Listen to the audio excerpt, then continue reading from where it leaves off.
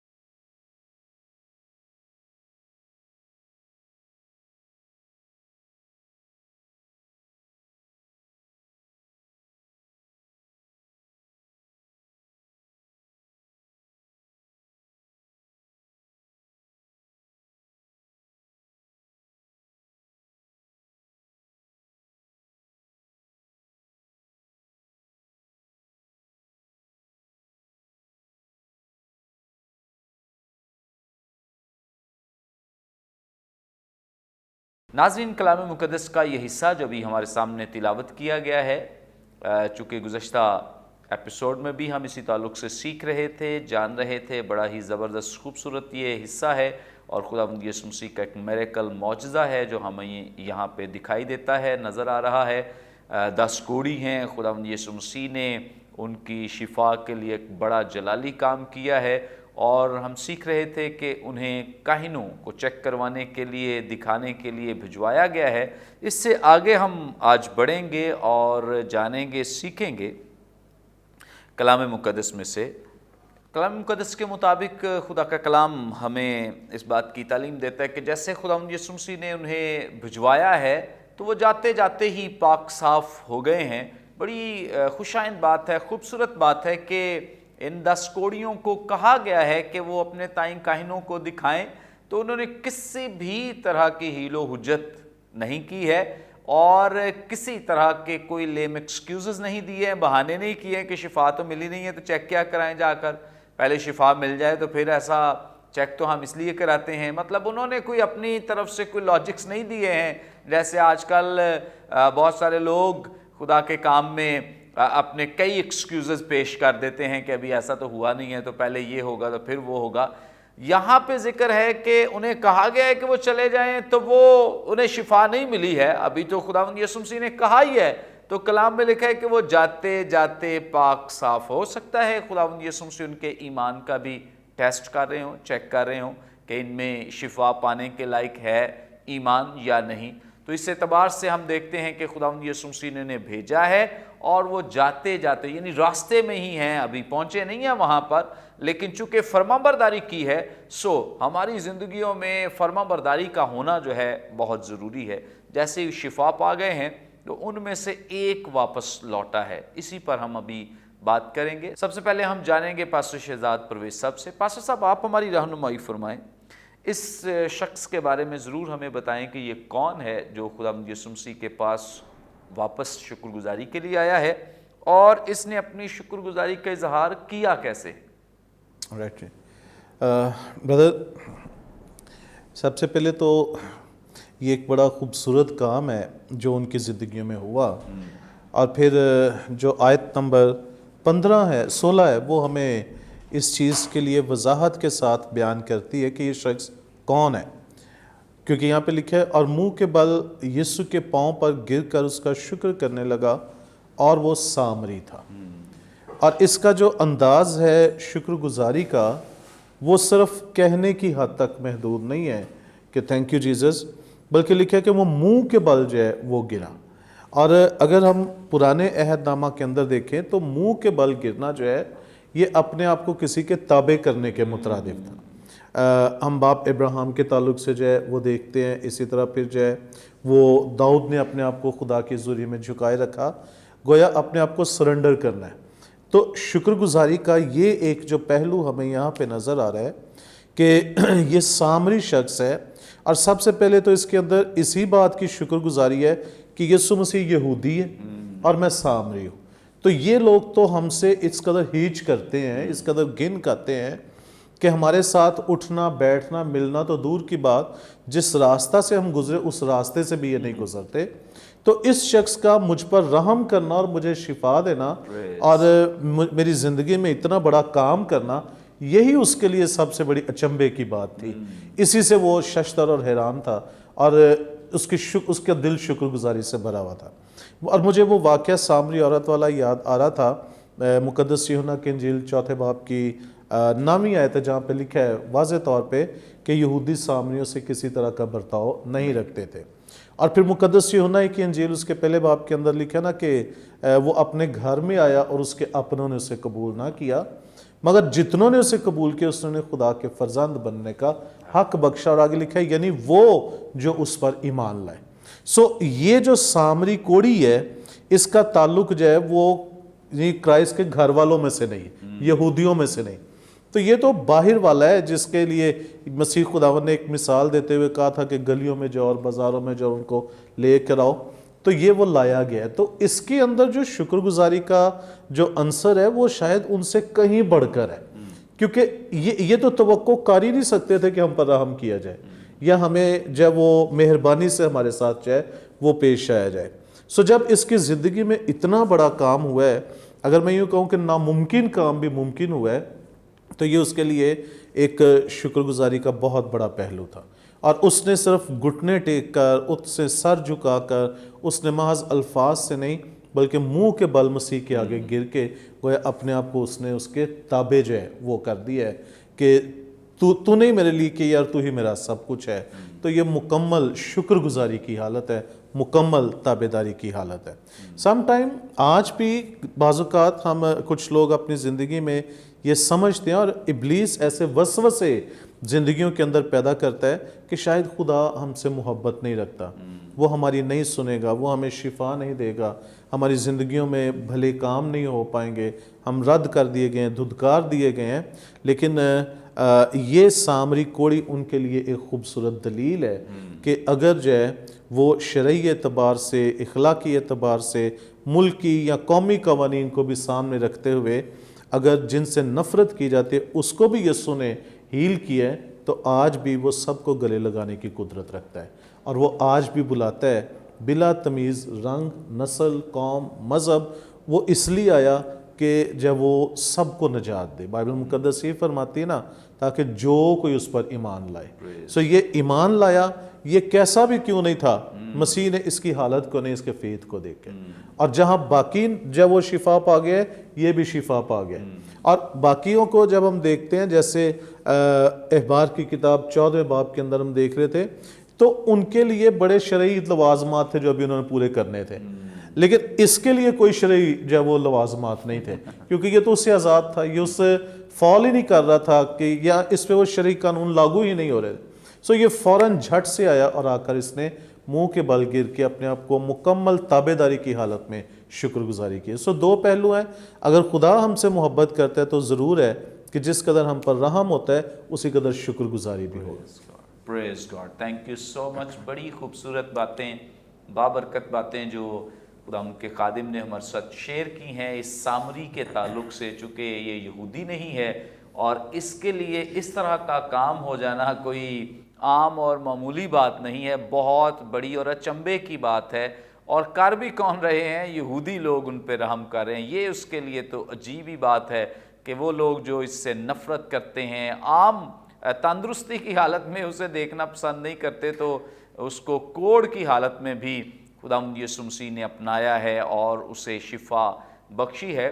اور چونکہ یہ تھے تو یہودی ہی جو سامری تھے، لیکن چونکہ کہا جاتا ہے کہ یہ مخلوط النسل تھے، یعنی انہوں نے غیر اقوام میں شادیاں کر لیں جس وجہ سے ان کی نسل جو تھی وہ خراب ہو گئی. تو اس اعتبار سے یہ سامری لوگ جو تھے اس بات پہ تو ایمان رکھتے تھے، جو یہودی شریعت ہے اس کو مانتے بھی تھے. کیونکہ آپ سب نے ضرور ایک جو سامری توریت ہے اس کے بارے میں بھی سنا ہوگا، اور سامری توریت دراصل توریت اوریجنل توریت ہی تھی، لیکن چونکہ ایک وقت آیا تھا کہ جب انہیں الگ کیا گیا تھا تو یہ توریت کی ایک کاپی اپنے ساتھ لے گئے تھے. سو اس اعتبار سے یہ توریت پر ایمان رکھتے تھے اور اس کے تمام جو عقائد ہیں ان کو مانتے تھے. خدا پر ان کا ایمان تھا اور اس بات پر بھی ایمان رکھتے تھے کہ اگر خدا ہے تو اسے جھک کر سجدہ کرنا چاہیے، اس کے سامنے اس کی تعظیم کرنی چاہیے، پرستش کرنی چاہیے. تو جیسے پاسٹر صاحب ہماری رہنمائی فرما رہے ہیں کہ اس شخص نے یعنی سامری نے، یہاں پہ لکھا ہے کہ وہ کیا کرنے لگا ہے کہ منہ کے بل یسوع کے پاؤں پر گرا ہے.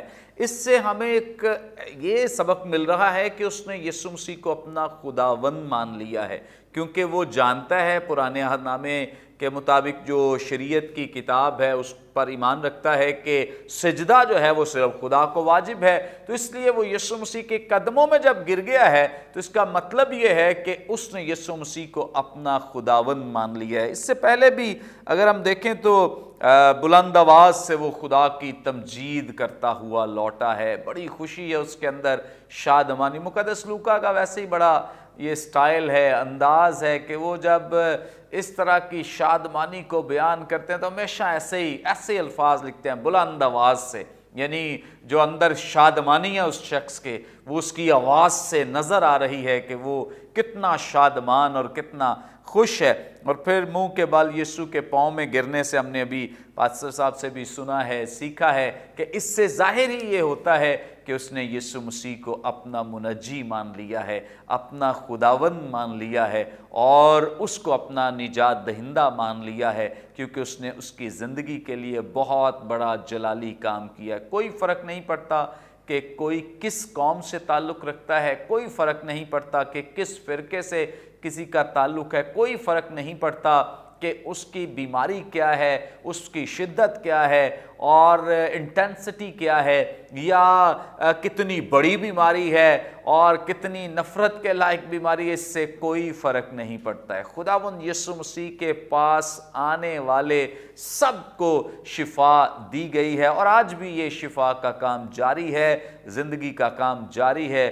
آپ بھی خداوند یسوع مسیح کے قدموں میں آ سکتے ہیں. آپ کتنے گنہگار ہیں یہ آپ سوچ رہے ہیں یا آپ کے بارے میں جو لوگ ہیں وہ جانتے ہیں، لیکن خدا کے نزدیک یہ گناہ ایک دم سے اور ایک پل میں ختم ہو سکتا ہے اگر آپ اس کی حضوری میں آ جائیں. آپ کی بیماری کتنی بڑی ہے، لا علاج ہے، شاید آپ کے لیے پرابلم ہو سکتا ہے، ڈاکٹرز کے لیے پرابلمز ہو سکتی ہیں اور گھر کے لیے، اپنے گھر کے لیے پرابلم ہو سکتی ہے، لیکن یاد رکھیں خداوند یسوع مسیح کے لیے کوئی بڑی پرابلم نہیں ہے.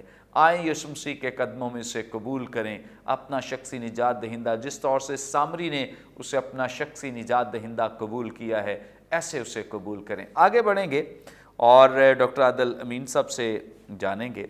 ڈاکٹر صاحب جب یہ خداوند یسوع مسیح کے پاس آیا ہے، سامری سجدہ کر رہا ہے، شکر گزاری کر رہا ہے، خدا کی تمجید کر رہا ہے اور بلند آواز سے یہ سب کچھ کر رہا ہے، تو اس کے بعد انڈرسٹوڈ نہیں ہے کہ وہ تو گئے ہوئے ہیں، جو 9 لوگ ہیں وہ تو یہودی ہیں، تو وہ تو گئے ہوں گے جہاں میں نے بھیجا ہے، وہ تو پورا کام کر کے آئیں گے. پھر سوال کرنے کے پیچھے لاجک کیا ہے کہ باقی 9 کہاں ہیں؟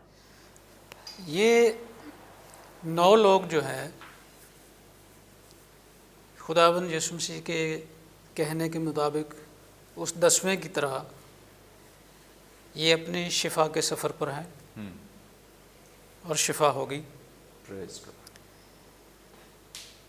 اب ہم فرض کرتے ہیں ایک تصویر اپنے سامنے، ایک فرضی کیمرہ لگاتے ہیں، ایک چھوٹی سی ویڈیو اپنے ذہن میں بناتے ہیں کہ راستے میں یہ 10 کے 10 کوڑی جو ہیں ان کی بدنی کیفیت بدل جاتی ہے اور وہ سارے داغ، وہ ساری ناپاکی جو کوڑ کی تھی وہ ان کے بدن پر سے جاتی رہی. تو سب سے پہلے تو یہ 10 کے 10 لوگ ایک دوسرے کے گواہ تھے.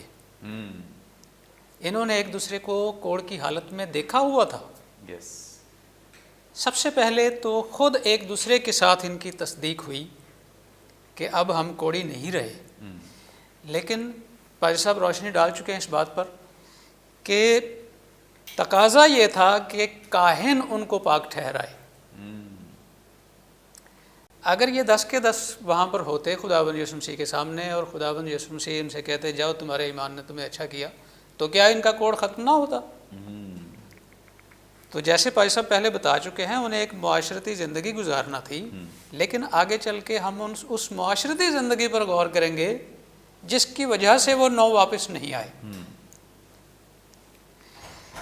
چلتے چلتے انہیں شفا ہو گئی اور انہیں یہ پتہ ہے کہ جب تک کاہن ہماری پاکیزگی کی سند جاری نہیں کرے گا، ہم کوئی داغ نہ ہوتے ہوئے بھی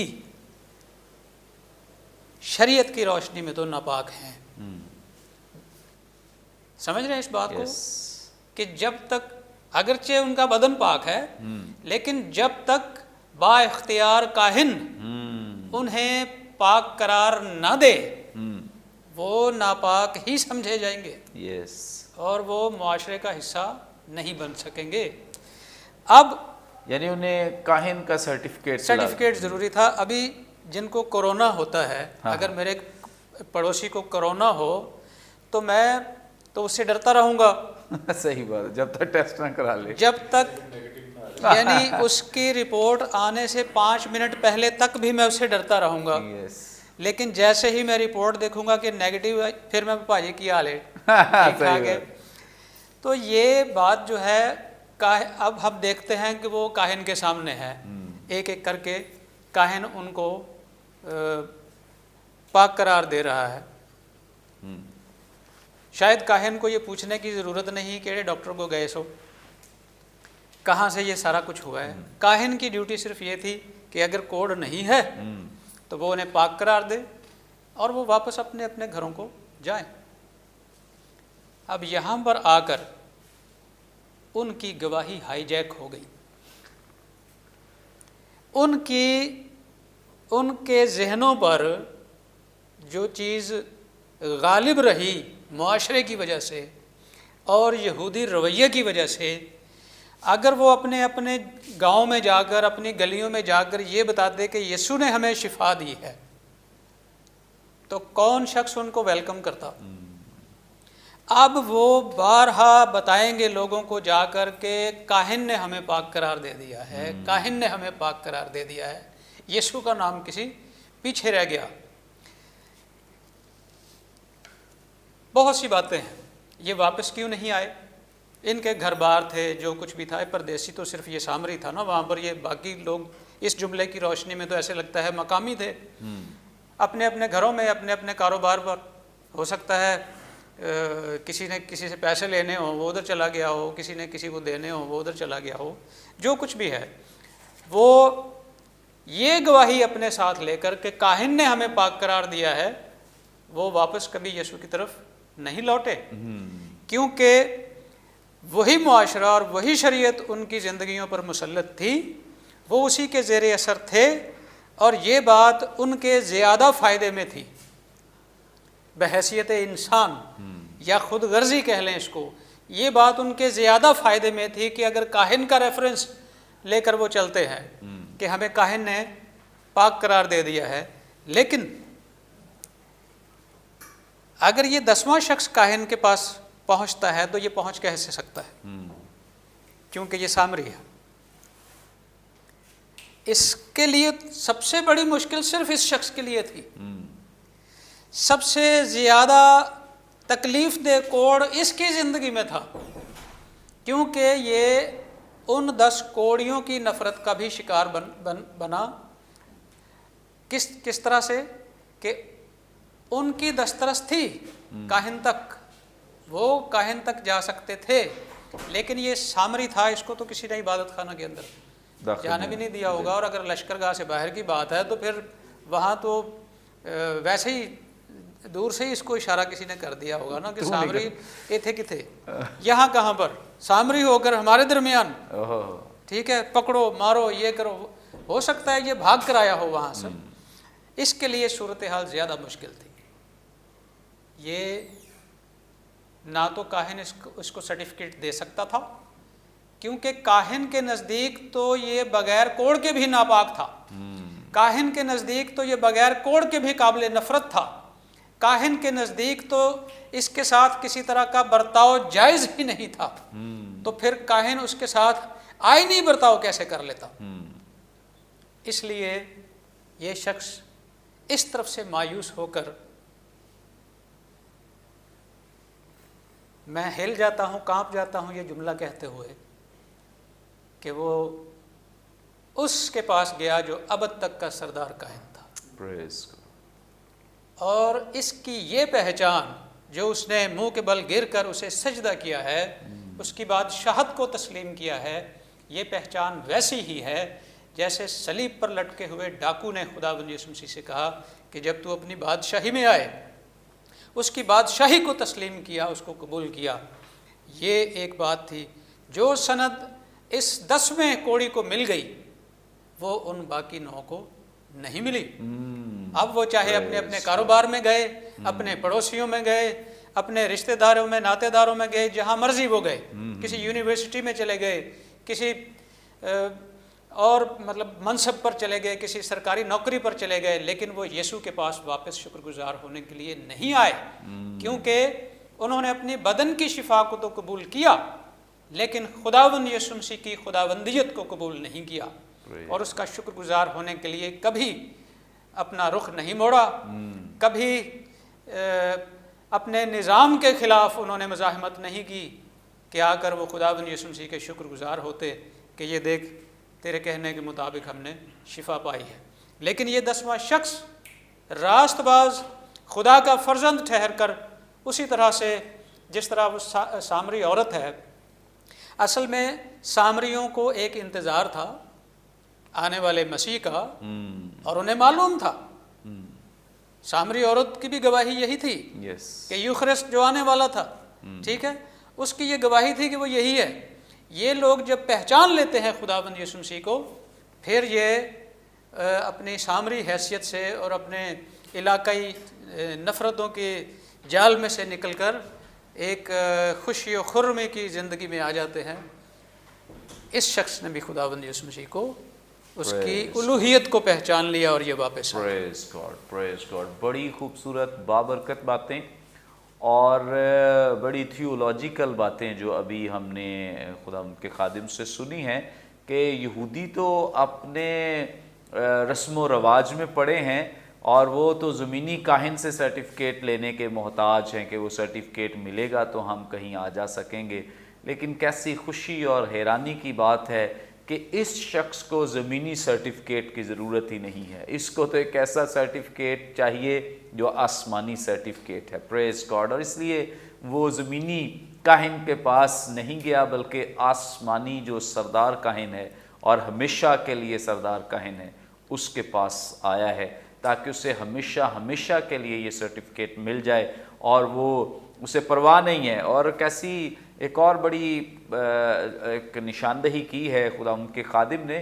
کہ جیسے سامری عورت کا حوالہ دیا ہے کہ اس نے جب مسیح کو پہچان لیا اور دیکھ لیا، کیونکہ انتظار تو دونوں کو ہی ہے، یہودیوں کو بھی انتظار ہے، سامریوں کو بھی انتظار ہے، لیکن یہودیوں کا مسئلہ یہ رہا ہے کہ وہ آخر تک مسیح کے جی اٹھنے کے بعد بھی ایمان نہیں لائے ہیں، لیکن سامریوں کے لیے جو چند ایک واقعات ہمیں نظر آتے ہیں کہ سامریوں کو جب پتہ چل گیا کہ جو آنے والا ہے مسیح، جس کا وعدہ کیا موعودہ مسیح، پرومس مسایا جو ہے وہ یہ ہے، تو وہ ایمان لے آئے ہیں۔ یہ شخص بھی سامری ہے، فوری ایمان لے آیا ہے۔ سامری عورت ہے، اس نے اپنے پورے گاؤں میں جا کے چرچا کر دیا چونکہ وہ ایمان لے آئی ہے۔ سو جتنے لوگوں نے یسوع مسیح کو دیکھا ہے وہ ایمان لے آئے ہیں، لیکن یہودیوں کا رویہ ہمیشہ سخت رہا ہے یسوع مسیح کو لے کر۔ بڑی زبردست نشاندہی یہاں پہ خداوند کے خادم نے کی ہے۔ خداوند کا شکر ہو کہ خداوند اپنے مکاشفات، بھید اپنے خدام کے وسیلے ہم پر ظاہر کر رہا ہے۔ دونوں خادموں کے وسیلے سے خدا ہمیں برکت دے رہا ہے۔ ناظرین، ابھی یہ سلسلہ جاری ہے، لیکن یہاں پہ وقت ایک بریک کا، ہم لیں گے ایک شارٹ بریک۔ ہمارے ساتھ رہیے، دیکھتے رہیے پروگرام کلام روشنی۔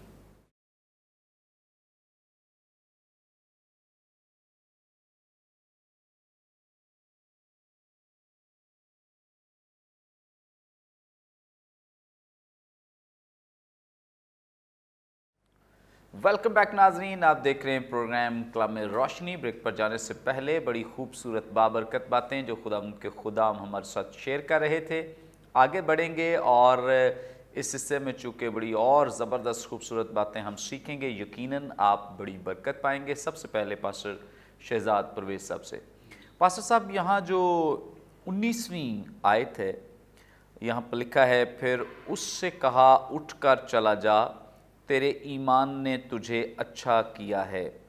اردو زبان میں ہمیں یہ ترجمہ بڑا ہی مؤثر بابرکت ترجمہ جو دکھائی دیتا ہے۔ میں چاہتا ہوں کہ اس آیت کی جو تشریح ہے وہ یونانی متن کے براہ راست یونانی متن کے مطابق کی جائے، تاکہ جو اس کے اندر پنہاں سچائی ہے وہ لوگوں تک پہنچ سکے، پلیز۔ اس کے لیے بھائی صاحب، اگر میں آپ کی اجازت سے اس آیت کو جب وہ یونانی میں اگر میں پڑھنا چاہوں، ٹھیک ہے جی، تو میں اس کو بیان بھی کروں گا، لیکن چونکہ ہمیں گریک کانٹیکسٹ کے اندر اس کو دیکھنا ہے، اس لیے میں سمجھتا ہوں کہ چھوٹی سی آیت ہے، ہم اس کو دیکھ لیں، پڑھ لیں تو زیادہ بہتر ہے۔ لکھا ہے، کائی آئپائن اٹو انسٹوس پورو او ہی پسٹوس سو سیسوکین سے and he said to him, having risen up, go forth, the faith of you has cured you. اس کے اندر دو بڑے خوبصورت الفاظ ہیں، بلکہ 3 الفاظ ہیں۔ ان میں سب سے پہلے جو ہے وہ ہے انسٹوس۔ انسٹوس کا جو میننگ لیا ہے theological dictionary of new testament نے، وہ یہ ہے کہ کسی گرے ہوئے کو، بالخصوص جو کوئی گڑھے میں نشیبی جگہ پہ گرا ہوا ہے، اس کو وہاں سے نکالنا۔ سو اگر اس معنی کے اندر ہم جا کے دیکھتے ہیں اور اس شخص کو اس معنی میں فٹ کر کے دیکھتے ہیں، تو اس کی وہ حالت ہے کہ جو اپنی زندگی کے اندر بالکل ڈپریس ہو چکا ہو۔ تو کرائسٹ نے جب اس سے یہ کہا ہے کہ اٹھ، انسٹوس، تو اس کا مطلب کہ صرف اس کا وہ فزیکلی اٹھنا ہی نہیں ہے، بلکہ اس کے باطن میں بھی یسوع مسیح اس کو مضبوطی دے رہا ہے، دلیری دے رہا ہے کہ تو اپنے اندر دلیر ہو، مضبوط ہو۔ کیونکہ جو پچھلے حالات ابھی ہم چند منٹ پہلے ڈسکس کر چکے ہیں کہ وہ کس قدر اپنے اندر جب وہ پسے ہوئے لوگ تھے یا دھدکارے ہوئے لوگ تھے، تو یسوع مسیح کا یہ کہنا کہ اٹھ، اس کی صرف فزیکل حالت نہیں بلکہ اس کی باطنی حالت میں بھی یسوع سے مضبوط جو ہے وہ کر ہے۔ پھر دوسرا ورڈ جو ہے وہ پسٹوس، جس کا فیتھ کے لیے، ایمان کے لیے جب وہ لیا گیا، یعنی تیرا توکل کرنا اور تیرا بھروسہ کرنا جو ہے، تو نے ٹرسٹ کیا، اس سبب سے تیری زندگی میں یہ کام جو ہے وہ ہوا۔ اور پھر تیسرا بڑا خاص ورڈ جو یہاں پہ یوز ہوا ہے وہ ہے سیسوکین۔ سیسوکین کے لیے جو 2 ڈکشنریز کا میں ریفرنس دینا چاہوں گا، اس کے لیے نمبر 1 جو ہے وہ theological dictionary of new Testament, اور نمبر 2 جو ہے وہ اسٹرانگس ڈکشنری آف بیبلیکل ورڈ. تو جو اسٹرانگس ڈکشنری ہے اس کا یہ پیج نمبر ہے 1402 اور ورڈ نمبر ہے 4982. وہاں پہ اس کو وہ 4 زاویوں میں بیان کر رہے ہیں. وہ کہتے ہیں کہ اس کے لیے جو روٹ ورڈ ہے وہ ہے sauce, sigma omega sigma, SOS sauce, اور اسی سے لفظ جو ہے وہ سوتیریا بھی نکلا ہے جو ہم لفظ نجات کے لیے استعمال کرتے ہیں، اور اسی سے لفظ یہ سیسوکین جو یہاں پہ اس ورس کے اندر یوز ہوا ہے وہ بھی ہے. اور یہ 4 معنوں میں نمبر 1 کہ جو مادی یا عارضی مشکلات ہیں ان سے رہائی دینا، ان سے نجات دینا. نمبر 2 وہ بیان کرتا ہے کہ جو خطرات اور دکھ ہیں ان سے نکالنا. نمبر 3 جو ہے بیماری سے رہائی. اور پھر نمبر 4 جو ہے روحانی اور باطنی نجات. ان 4 معنی میں 4 میننگز میں جو ہے وہ اس ورڈ سوس کو جو وہ لیتا ہے، جو روٹ ورڈ ہے سوتیریا اور سیسوکین کے لیے. تو اس پیرائے کے اندر جب ہم دیکھیں تو کرائسٹ نے نہ صرف اس کی بیماری سے اس کو شفا دی ہے، بلکہ کرائسٹ نے جن دھدکاری ہوئی حالت میں یا جس دکھ کے اندر تھا اس کا بھی خاتمہ کیا ہے. اور پھر یہی نہیں بلکہ کرائسٹ نے اس کی جو ایک عمومی حالت کے اندر، منفی حالت کے اندر، منفی سوچ کے اندر جو گرفتار تھا وہاں سے بھی رہائی دی. اور سب سے بڑھ کر یہ کہ اس کے لیے ایک نجات کا میسج ہے وہ بھی اس ورڈ کے اندر جو ہے وہ پایا جاتا ہے. تو گویا یسوع مسیح جو ہے وہ صرف ہماری زندگیوں میں ہمیں جو ہے وہ مادی اور ہماری عام روزمرہ کی مشکلات سے ہی نہیں نکالنا چاہتا، بلکہ مسیح ہمارے باطن کے اندر بھی ہمیں رہائی اور نجات کا تجربہ دینا چاہتا ہے. تو سم ٹائم بلکہ اکثر اوقات ایسا ہوتا ہے کہ لوگ جو ہے وہ اپنے لیے شفا چاہتے ہیں مگر وہ شافی کو نہیں چاہتے. میٹنگز کے اندر، کروسیڈز کے اندر، ہیلنگ میٹنگز ہوتی ہیں، وہاں پہ ان کے جانے کا مقصد یسوع مسیح کو قبول کرنا نہیں ہوتا، بلکہ ان کے جانے کا مقصد اپنا معجزہ حاصل کرنا ہوتا ہے کہ ہماری لائف کے اندر کچھ نہ کچھ جو ہے وہ ہونا چاہیے. ابھی ہم کچھ لمحے پہلے دیکھ رہے تھے کہ مسیح خداوند نے جو سوال کیا کہ وہ 9 کیوں نہیں آئے، تو یہ وہی حالت ہے. حالانکہ اگر وہ چاہتے تو ایسا ممکن ہو سکتا تھا کہ جب انہیں پتہ چل گیا تھا راہ میں جاتے کہ وہ شفا پا گئے تو پہلے آ کے یسوع کا تھینک یو بھی کر کے پھر کاہنوں کے پاس جا سکتے تھے. یعنی کاہنوں انہوں نے نکال تو نہیں تھا دینا کہ بھی آپ پہلے یسوع کے پاس کیوں گئے ہو، ان کا کام تو چیک کرنا تھا. لیکن بعض اوقات ایسا ہوتا ہے زندگیوں کے اندر کہ جب ہم اپنی لائف کے اندر معجزہ لے لیتے ہیں تو پھر ہم یسوع مسیح کو اپنی زندگی میں اول درجہ نہیں دے پاتے، بلکہ ہماری پریورٹیز جو ہے وہ کچھ اور ہو جاتی ہے. تو یہاں پر مسیح خداوند نے اس کی زندگی کے اندر جو کام کیا ہے، یونانی متن یوں بیان کرتا ہے اس کے میننگز کے اندر جا کے کہ مسیح صرف اور صرف زندگی کے اندر جو ہے وہ شفا ہی نہیں بلکہ باطنی شفا جو ہے وہ بھی دیتا ہے. اور نمبر 2 جو ہمارے پاس تھیولوجیکل ڈکشنری ہے وہ اس کو 3 زاویوں میں بیان کر رہی ہے. نمبر 1 سوس مینس بچانا، اور اس کے لیے جو اگزامپل وہ شیئر کرتے ہیں یہ تھیولوجیکل ڈکشنری پیج نمبر 965 پہ ہے. وہ یہ کہتا ہے گریک میتھولوجی کو بیان کرتے ہوئے کہتا ہے کہ بچانے سے مراد ہے کہ کسی دیوتا یا کسی انسان، کسی بشر کا کسی دوسرے کو زور کے ساتھ، لڑ کے ساتھ کسی سنگین حالات یا خطرات سے نکالنا. یعنی کسی کو نکالنے کے لیے کسی ایک کو پورا زور لگانا پڑے، پورے اس سنگین خطرات کا سامنا کرنا پڑے. سو کرائسٹ نے جب وہ جیسے یہودی سامنے سے نفرت کرتے گن کہتے تھے، مگر کرائسٹ نے ان سارے معاشرے کا سامنا کیا، اس کو قبول کیا. تو اس کے اندر جو ایک قبولیت کا عنصر جو وہ بھی ہمیں نظر آتا ہے. پھر نمبر 2 قائم رکھنا، اور قائم رکھنے سے مراد اس کی ایگزامپل جو ہے وہ ڈکشنری بیان کرتی ہے کہ اگر بادشاہ کسی کو کہتا ہے کہ اس کا سر قلم کر دیا جائے، مار دیا جائے، مگر عین موقع پہ بادشاہ کہتا ہے چھوڑو یار اس کو رہنے دو، تو وہ جو ایک بلیسنگ یا ایک جوائے ہے دوبارہ لائف مل جانے کی، نئے سرے سے زندگی مل جانے کی، یہ سوس جو ہے اس کو ریپریزنٹ کر رہے ہیں. تو یہ جو سامری کوڑی تھا اس کے لیے ایک نئے سرے سے پیدا ہونے والی بات تھی کہ ایک نئی لائف مجھے مل گئی ہے، جبکہ وہ ہوپلیس ہو چکا ہوا تھا، ایک نئی ہوپ مسیح نے اس کے اندر قائم جو ہے وہ کی ہے۔ اور پھر تیسری چیز جو ہے وہ ہے فائدہ اٹھانا یا فائدہ دینا کسی کو۔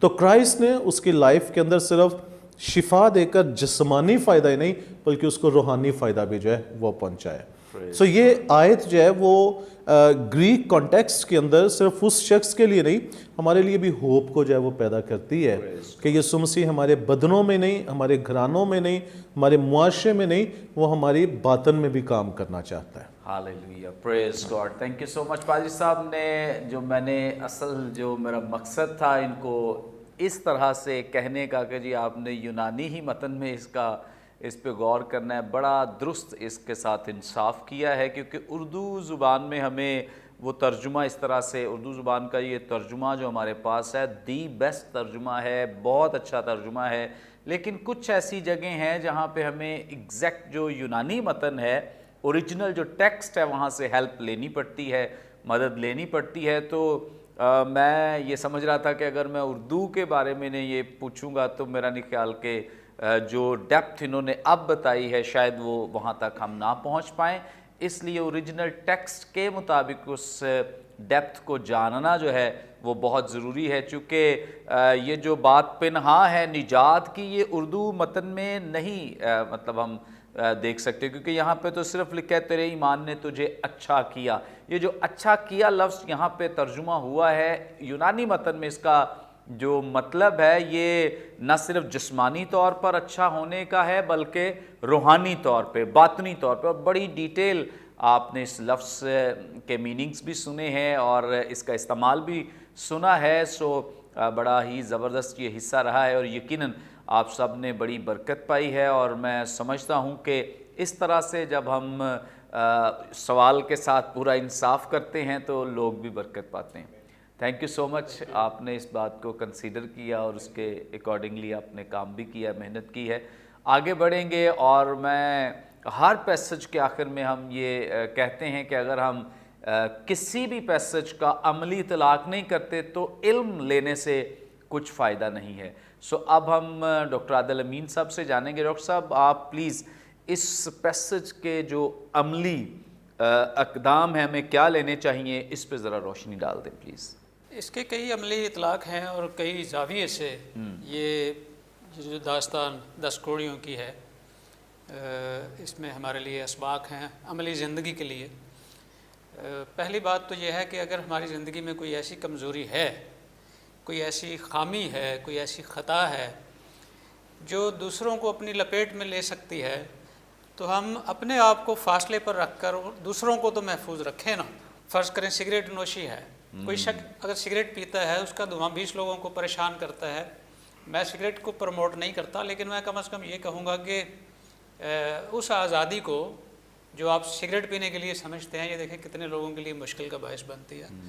تو یہ کوڑی لوگ اپنے آپ کو فاصلے پر رکھتے تھے کہ ہماری پریشانی دوسری جگہ منتقل نہ ہو جائے۔ اتنا احساس ذمہ داری تو ہونا چاہیے۔ بلکہ پادری صاحب اس طرح کے لوگ مائنڈ بہت کرتے ہیں، اگر انہیں منع کیا جائے تو وہ مائنڈ کرتے ہیں، غصہ کرتے ہیں، بلکہ لڑنے پر آ جاتے ہیں، بالکل، اور وہ آپ کو قصورور تو پر تھوڑا جا پر کھڑا ہے۔ تو اس میں ایک بات یہ ہے کہ اپنی حالت کو تسلیم کرنا کہ میں اس حالت میں ہوں۔ اگر کوئی کمزوری ہے، خطا ہے، چلیں دوسرے بھی اس سے متاثر ہوتے ہیں، لیکن ایٹ لیسٹ اپنے آپ کو تسلیم تو کرنا کہ ہاں مجھ میں یہ خامی اور یہ کمزوری اور یہ کوتاہی ہے۔ کیونکہ کوڑی یہ تسلیم کرتے ہیں کہ ہم کوڑی ہیں، اس لیے وہ فاصلے پر تھے۔ بہت سے لوگ بائبل مقدس میں ہم دیکھتے ہیں جنہوں نے اقرار کر لیا کہ ہاں میں گناہ گار ہوں، ان کے لیے پھر نجات کا پیغام جو ہے وہ آسان ہو جاتا ہے۔ جب تک کوئی اپنی حالت ہی کو تسلیم نہ کرے کہ اسے نجات کی یا شفا کی ضرورت ہے، تو کیسے اس کے لیے یہ کام۔ ایمان کا اعلیٰ درجہ کوڑیوں نے دور سے پکارا خداوند یسوع مسیح کو، اس غرض سے کہ خداوند یسوع مسیح انہیں شفا دے دے۔ یہ ایمان کا ایک اعلیٰ درجہ بھی ہے۔ اس وقت جو وہ دور تھے اس میں شریعت تھی، اس میں بہت کچھ انوالو تھا جس کی وجہ سے وہ خداوند یسوع مسیح سے فاصلے پر تھے، لیکن یہ ایمان کا ایک بڑا درجہ تھا کہ ان سارے فاصلوں کے باوجود وہ خداوند یسوع مسیح سے کہتے ہیں کہ ہمیں شفا چاہیے۔ اور یہ ہم اور جگہ بھی بائبل مقدس میں پڑھتے ہیں کہ اگر تو کہہ دے، تو یہ ایمان کا ایک بہت خوبصورت اور اعلیٰ درجہ ہے۔ دوسری بات یہ ہے کہ اگر ہماری شفا کے لیے کچھ پریکٹیکلی کچھ کرنا پڑے، وہ شفا ہو یا کوئی کامیابی کا کوئی سفر ہو، اب اگر ہمیں پریکٹیکلی اس کو کچھ کرنے کی ضرورت ہے یا اس کے کچھ حصے ہیں اور خداوند کا حکم ہو کہ یہ اس طرح سے ہو، تو پھر ہمیں وہ کام ضرور کرنا چاہیے۔ جیسا نیا عہد جو ہے وہ کہتا ہے اگر کوئی بیمار ہو تو کلیسیا کے بزرگوں کو بلائے، تو کلیسیا کے بزرگوں کو انوالو کرنا یہ خداوند کا حکم ہے، سو ان کو بلا لینا چاہیے۔ لوگ کسی تعویذ والے کو بلانے میں تو آر محسوس نہیں کرتے، وہ پیسہ بھی خرچ کر دیتے ہیں، ایک بکرا بھی کاٹ لیتے ہیں، 2 دیگیں بھی بنا لیتے ہیں، لیکن کلیسیا کے بزرگوں کو انوالو کرنا نہیں چاہتے، جبکہ خداوند کا حکم ہے۔ اور خداوند کی طرف سے ایسے بے شمار حکم ہیں جس کا ابھی وقت نہیں ہے کہ میں ان پر روشنی ڈالوں۔ تو پریکٹیکل جو اس کا ہے، جو اس کا عملی اطلاق ہے، اس میں سے بہت کچھ سیکھنے کو ملتا ہے۔ دوسری بات یہ ہے کہ وہ 9 کہاں ہے، یہ 9 کہاں ہے۔ اب یہ جو کوڑی خداوند یسوع مسیح کے پاس آیا تھا، یہ پہلا تھا یا 10واں تھا؟ پہلا تھا یا 10واں تھا؟ ہو سکتا ہے کہ جب اس کو لائن میں لگنے کی ضرورت پیش آئی ہو تو یہ 10واں ہو، لیکن خداوند یسوع مسیح کے پاس آتے ہوئے یہ پہلا ہے۔ تو اپنی شکر گزاری میں خداوند کی طرف رجوع ہونے میں آپ کا نمبر پہلا ہونا چاہیے۔ چھوڑیں دوسروں کو کہ 9 کہاں پر ہے، آپ سے آپ کا حساب، آپ کی زندگی سے آپ کی گواہی جاری ہو۔ ہو سکتا ہے باقی 9 بھی آہستہ آہستہ گواہی کی طرف مائل ہوں، اگر آپ کی گواہی اتنی مؤثر ہو کہ ان تک پہنچے اور انہیں یہ احساس ہو، تو پہلا بنے۔ خداوند کے پاس آنے میں بھی، اس کے شکر گزار ہونے میں بھی، اس کے آگے جھکنے میں بھی، اور گواہی دینے میں بھی کہ میرے خداوند نے میرے لیے بڑے بڑے کام کیے۔ پریز گاڈ، تھینک یو سو مچ۔ پادری صاحب نے بڑی خوبصورت چیزوں کی طرف اشارہ کیا ہے، اور یہ بڑا ہی ایک اخلاقی پہلو ہے جس پہ پادری صاحب نے بات کی ہے کہ کوئی سگریٹ پی رہا ہے تو میں پادری صاحب میں نے کافی دیر تک، آپ تو جانتے ہی ہیں، کینسر ہاسپٹل میں کام کیا ہے، تو وہاں پر عام طور پہ کچھ ایسے لوگ آتے تھے جو سگریٹ نہیں پیتے تھے، ان کو کینسر، ان کو کہا جاتا تھا کہ سگریٹ کی وجہ سے آپ کو کینسر، وہ کہتے ہیں ہم نے کبھی پی نہیں ہے، لیکن ڈاکٹرز ہمیشہ کہتے تھے کہ جو پینے والے کے پاس بیٹھتا ہے، وہ جو پینے والا ہے اس کو کم اس کا نقصان ہے، لیکن جو باہر اس کا دھواں ویسے لے رہا ہے اس کے لیے وہ زیادہ ڈینجرس ہے، کیونکہ اس دھوئیں کے مالیکیولز میں جو ہے وہ اس شخص کی بیماریاں بھی شامل ہوتی ہیں، اس شخص کے انفیکشنز بھی شامل ہوتے ہیں، اور تو کافی شکیل ہوتا ہے، مطلب یہ بڑا ڈینجرس اور خطرناک ہے۔ تو یہ ہے تو ایک اخلاقی سا پہلو، لیکن ہمارے کلچر میں تو اس بات کو پتہ نہیں انا کے ساتھ جوڑا جاتا ہے، وہ ہمیشہ ہی لوگ کسی کو کہا جائے، چونکہ میں اس وقت تو میرے پاس یہ گاڑی نہیں تھی تو میں وین میں جاتا تھا، وہ کبھی کسی کو کہہ دینا ہے تو اس نے پوری وین میں شور مچانا ہے کہ اس بندے نے مجھے کہا کیوں، حالانکہ قانوناً جرم ہے کہ اگر آپ کوئی پبلک ٹرانسپورٹ میں کوئی سگریٹ پیے تو یہ انتہائی، ویسے ہی ہم تو ریکویسٹ کرتے ہیں کہ پینی ہی نہیں چاہیے، خدا را آپ اس کو ویسے ہی چھوڑ دیں، لیکن چلیں اگر آپ نہیں رہ سکتے، رہ تو سکتے ہیں ہم، تو ہمارے اینڈ پہ تو یہ ہے کہ آپ سب کچھ کر سکتے ہیں، لیکن اگر آپ کے اینڈ پہ آپ سمجھتے ہیں کہ میں یہ کام کیے بغیر نہیں رہ سکتا، تو خدا را دوسروں کے لیے وبال جان نہ بنے، دوسروں کے لیے بیماری کا سبب نہ بنے۔ آپ نہیں جانتے آپ کی وجہ سے کئی لوگ مختلف بیماریوں کا شکار ہو سکتے ہیں۔ دوسروں کا خیال کریں، دوسروں کی فکر کریں، جس طرح سے ابھی ہم نے پہلے اور دوسرے دونوں پروگرامز میں یہ سیکھا ہے کہ یہ جو کوڑی ہیں یہ احتراماً ہی، اخلاقاً ہی دوسروں سے دور رہتے ہیں کہ جس بیماری میں ہم مبتلا ہیں خدا نخواستہ کوئی دوسرا اس میں مبتلا نہ ہو جائے۔ ایک اور پہلو جو رہ نہ جائے وہ یہ ہے کہ یہ جو سامری ہے خداوند یسوع مسیح کے پاس آیا ہے، اور جو ابھی پاسٹر شہزاد صاحب تفسیر کر رہے تھے اس آیت کی کہ اس شخص نے اپنی روحانی شفا بھی لے لی ہے، جسمانی شفا کے ساتھ ساتھ روحانی شفا بھی لے لی ہے، یعنی باطن بھی اس کا صاف ہو گیا ہے، اس نے ہمیشہ کی زندگی میں جگہ بھی لے لی ہے۔ لیکن جو 9 نہیں آئے ہیں، پاسٹر صاحب جو آپ بات کر رہے ہیں کہ 9 نہیں آئے ہیں، وہ محروم ہیں، وہ اس شفا سے، اس بلیسنگ سے، اس برکت سے بہت سارے، بلکہ اگر میں غلط نہیں تو 70 سے 80% لوگوں کا کنسرن صرف جسمانی ضرورت ہے، شفا ہے، کوئی گاڑی ہے، کوئی ویزا ہے، بس ان چکروں میں، لیکن ایک ہے جس کو روحانی شفا کی بھی ضرورت ہے، اور وہ روحانی شفا کے لیے خداوند یسوع مسیح کے پاس ہے۔ اور کس کی خداوند کے نزدیک کس کی قدر زیادہ ہے یا گراں قدر کون ہے؟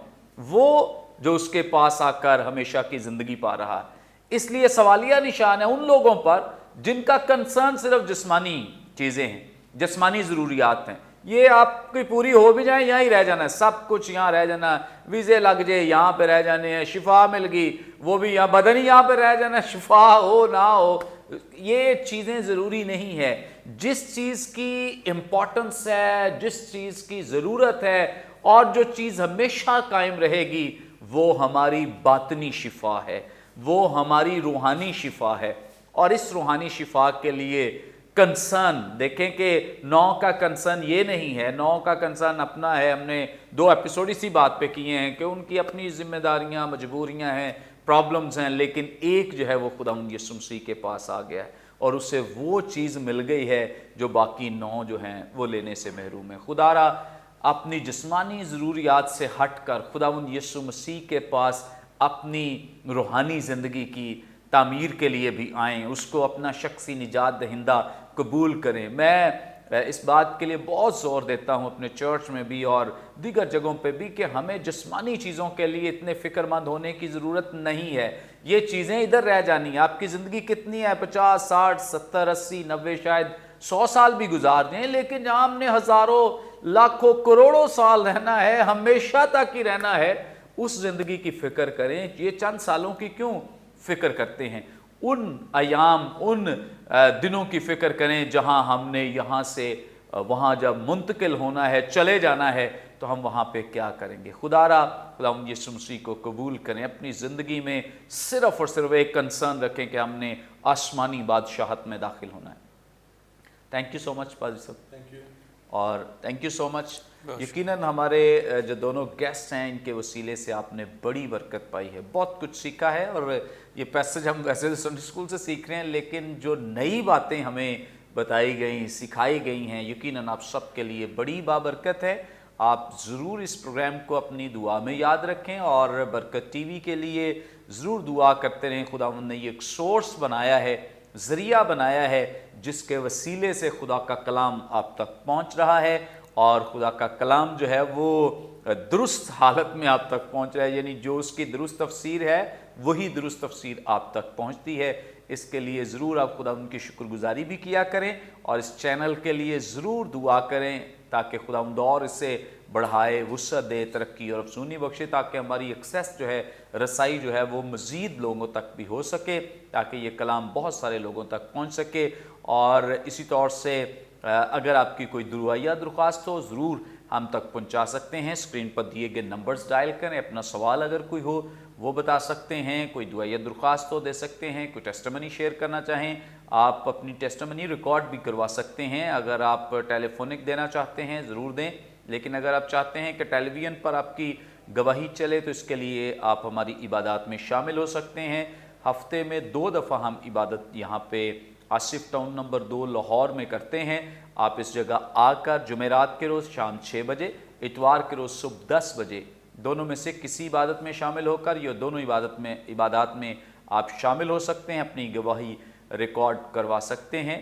اور اسی طور سے ہمارے تمام پروگرامز آپ یوٹیوب پہ واچ کر سکتے ہیں۔ واچ کرنے کے لیے برکت ٹی وی آفیشیل کے نام سے ہمارا چینل ہے، ضرور اسے سبسکرائب کریں، دوسروں کے ساتھ شیئر کریں، تاکہ زیادہ سے زیادہ لوگ خدا کے کلام کی سچائیوں کو جان سکیں، سیکھ سکیں۔ آئندہ ایک نئے پروگرام کے ساتھ دوبارہ آپ کی خدمت میں حاضر ہوں گے، تب تک کے لیے اجازت دیجیے۔